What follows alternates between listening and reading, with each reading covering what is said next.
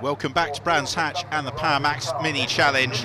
We are here on the Grand Prix circuit. A fascinating race in prospect.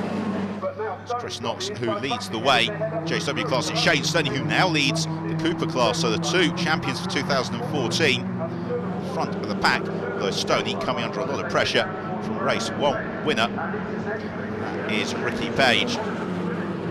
Trying to follow in behind Shane Stoney as the pair of them sprint along the Cooper straight on towards Surtees. They've got Josh Gollin and William Phillips all part of that scrap as well. Stoney the red car with the yellow trim, Page the red car with the white roof, and then Josh Gollin not dissimilarly coloured.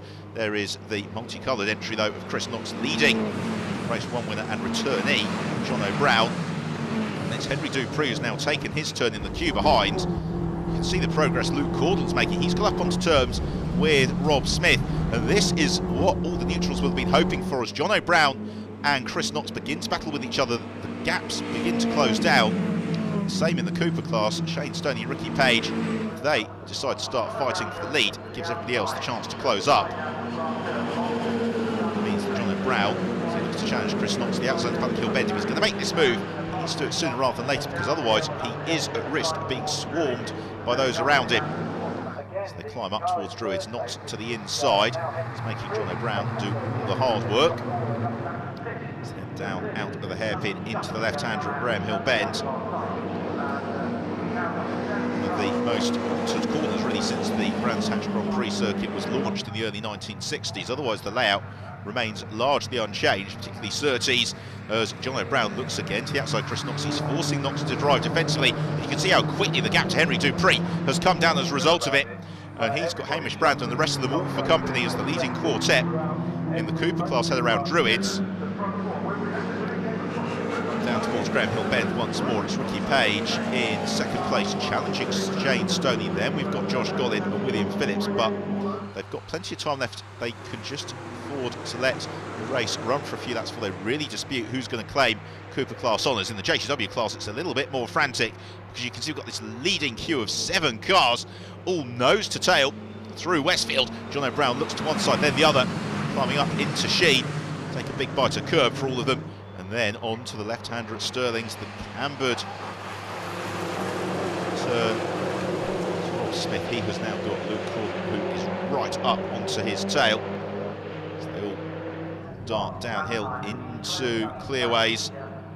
And again, Chris Knox taking a very tight line through clearways. That is going to be an opening maybe for Jono Brown.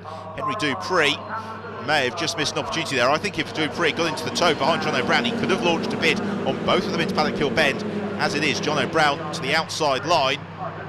Chris Knox, though, showing exactly how wide any challenge JCW car can be when you want it to.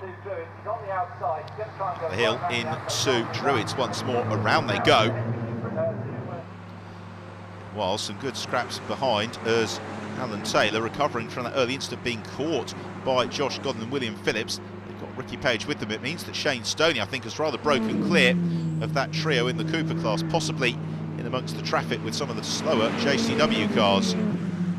This is the fight then for second. It's Ricky Page has really lost it. He's been shuffled down into 4th place.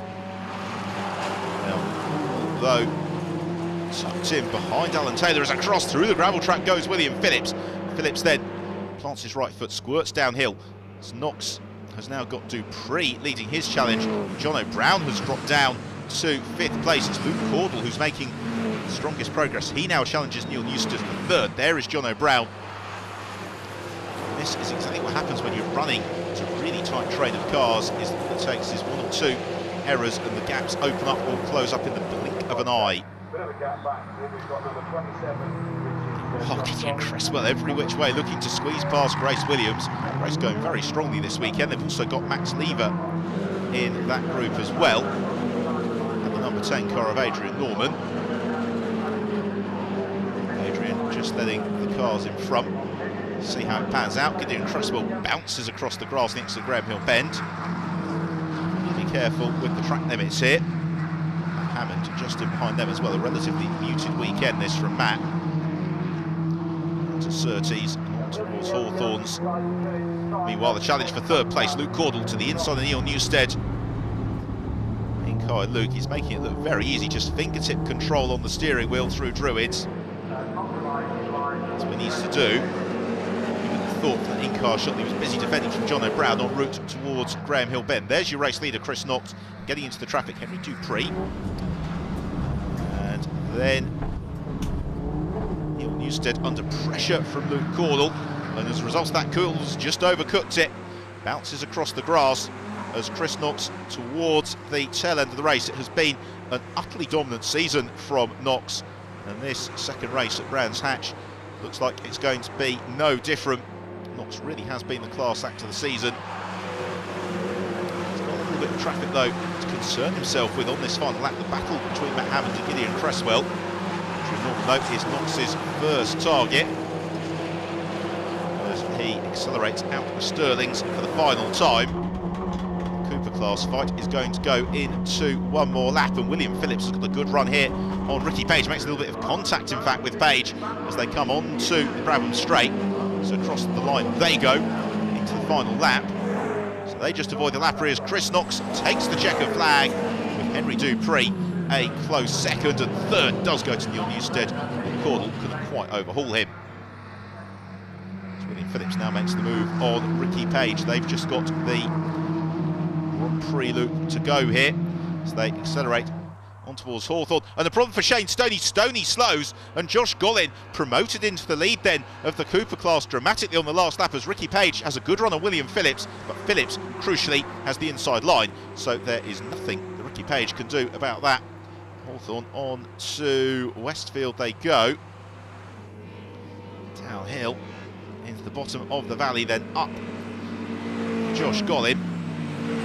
Sometimes you just have to take the wins as they come. It's a real disaster for Shane Stoney.